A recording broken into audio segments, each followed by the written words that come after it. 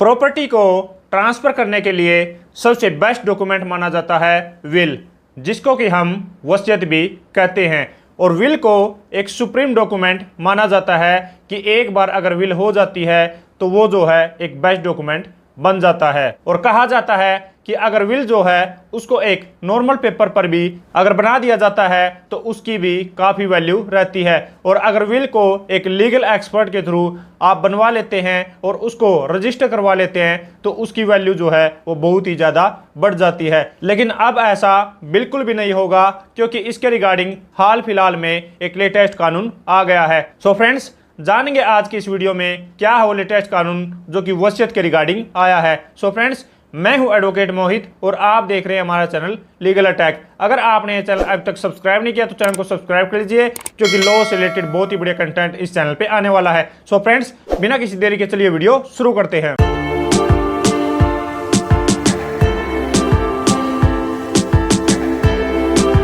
So friends, जिस judgement में ये लॉ पॉइंट डिसाइड किया गया है उसका नाम है मीना प्रधान वर्सेस कमला प्रधान। 21 सितंबर 2023 को ऑनरेबल सुप्रीम कोर्ट की लेटेस्ट जजमेंट आई है। तो सबसे पहले हम इस केस के फैक्ट्स जान लेते हैं कि इस केस में क्या हुआ था। तो इस केस में एक पर्सन था जिसका नाम था बहादुर प्रधान, और उसकी जो फर्स्ट मैरिज थी वो हुई थी मीना प्रधान से। उस मैरिज से उसके 2 बच्चे हुए, जिसमें से एक का नाम था रवि और दूसरी जो लड़की थी उसका नाम था सुषमा। तो अब यहाँ पर जो बहादुर प्रधान था उसने अपनी फर्स्ट वाइफ से डाइवोर्स ले लिया और उसने सेकंड मैरिज जो है वो परफॉर्म कर ली कमला प्रधान के साथ, और जिससे उनको एक लड़की हुई जिसका नाम था रितु। और इस केस में अब यहाँ पर डिस्प्यूट ये था कि बहादुर प्रधान ने एक विल एग्जीक्यूट की थी, जो कि की थी अपनी सेकंड वाइफ के फेवर में जिसका नाम था कमला प्रधान। और जो बहादुर प्रधान की डेथ हो गई थी वो हो गई थी 7 अगस्त 1992 में। तो अब यहाँ पर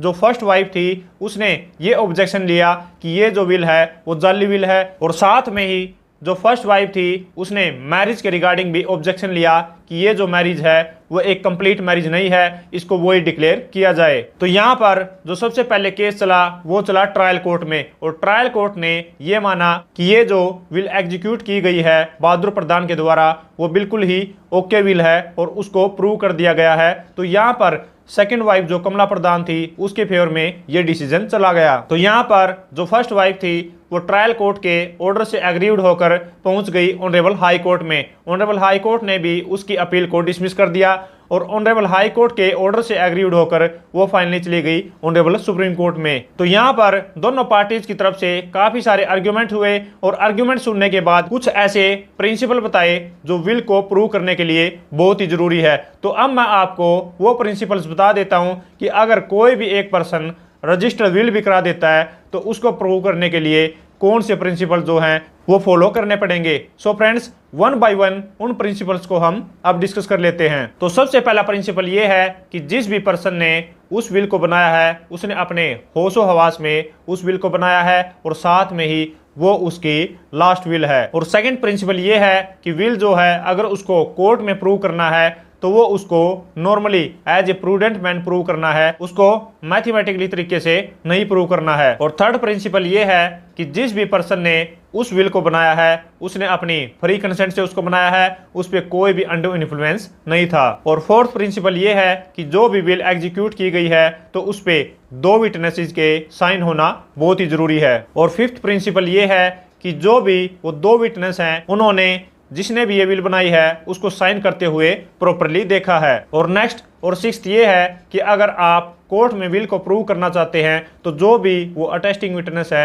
उनको आपने कोर्ट में जरूर बुलाना है। और सेवंथ प्रिंसिपल ये है कि जो विल है उसमें से अगर 2 विटनेस अभी हाजिर नहीं है या फिर एक विटनेस की जो डेथ हो गई है तो एक विटनेस के द्वारा भी उस विल को प्रूव किया जा सकता है। और नेक्स्ट प्रिंसिपल ये है कि अगर एक विटनेस जो है वो उस विल को प्रूव करने में असहमत है या फिर उससे विल को प्रूव नहीं किया जा सकता तो आपको जो है वो दूसरा विटनेस भी कोर्ट में बुलाना पड़ेगा। और नेक्स्ट प्रिंसिपल ये है कि अगर कोई भी विल जो जिसमें कोई डाउट क्रिएट हो जाता है तो उस डाउट को उस पर्सन के द्वारा क्लियर किया जाएगा जो ये कहता है कि ये मेरे फेवर में विल एग्जीक्यूट की गई है। या फिर कोई भी पर्सन अगर ये कहता है कि ये जो विल है वो जाली विल है तो जिसने इस बात को कहा है वही इस चीज को प्रूव करेगा कि ये जो विल है वो फोर्ज एंड फैब्रिकेटेड विल है। और साथ में ही जिसके फेवर में ये विल की गई है उसको ये भी प्रूव करना है कि ये जो विल जब तैयार की गई थी तो इसको जिस पर्सन ने एग्जीक्यूट किया है वो अपनी फ्री कंसेंट से, फ्री विल से उसने एग्जीक्यूट किया है और ना ही इसको